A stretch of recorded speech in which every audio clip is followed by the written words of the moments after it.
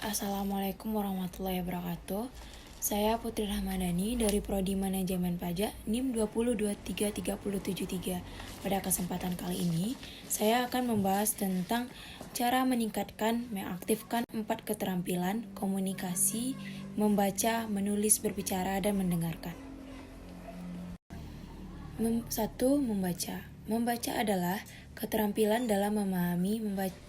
Membaca dapat membantu kita mengembangkan seluruh bagian-bagian berbahasa, seperti konstansa, ejaan, struktur bahasa, atau kalimat dan penulisan. Membaca mampu meningkatkan intrusi bahasa dengan cara yang sesuai. Saat kita membaca, otak perusahaan menerima informasi-informasi dapat digunakan untuk berbicara maupun menulis. Komunikasi membaca. A. Jangan membaca sambil tiduran. B. Baca sendirian. C. Garis atau catat hal-hal yang penting di dalam saat membaca. D. Baca buku cetak. E. Baca ulang ulasan kembali. Yang kedua, menulis. Menulis adalah kegiatan mengkomunikasikan informasi ke dalam suatu sarana tulis dengan mengembangkan media sosial. Hampir semua orang menulis kegiatan sebagai bentuk ekspresinya. Tulisan yang bagus adalah tulisan yang mudah dimengerti dan penggunaannya yang tepat.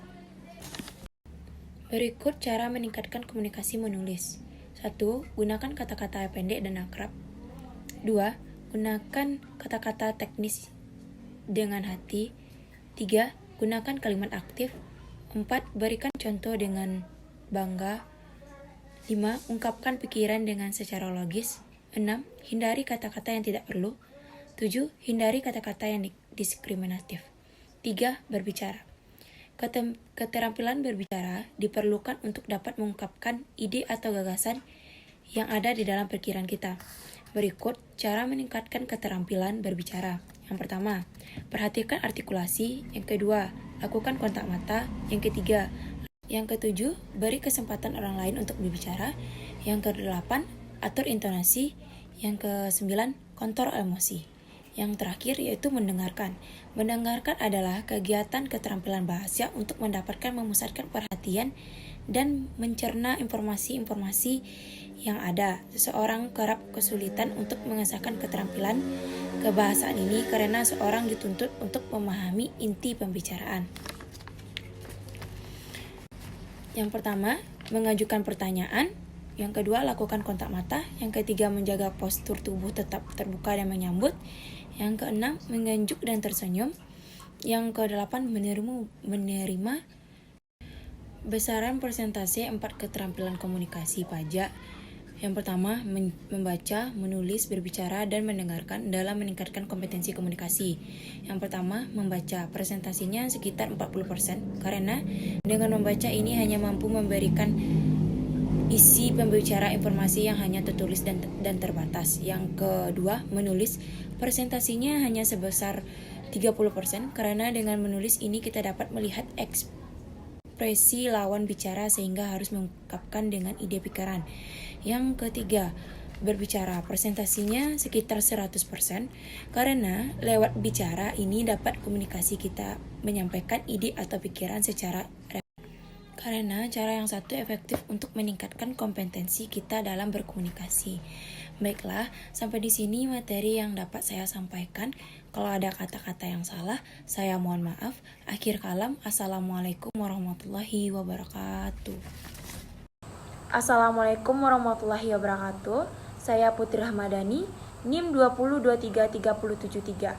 Pada kesempatan kali ini, saya akan membahas tentang PowerPoint atau artikel tentang pajak yang berjudul Kemenkeu sebar insentif pajak pengusaha sebesar 56 triliun sepanjang 2020.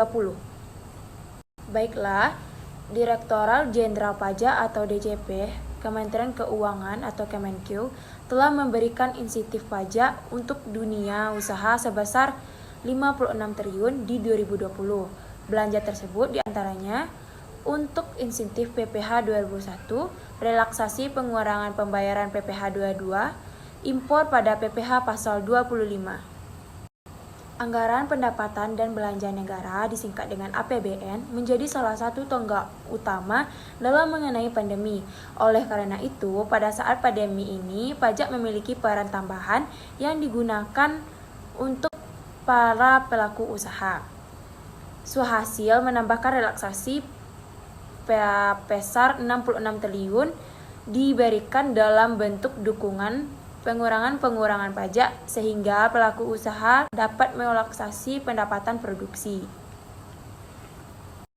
Menteri Koordinator Bidang Perekonomian Erlangga Hartarto mengatakan, pemerintah kini sedang mempersiapkan insentif pajak untuk beberapa faktor sektor tambahan, seperti hotel, restoran, dan kafe.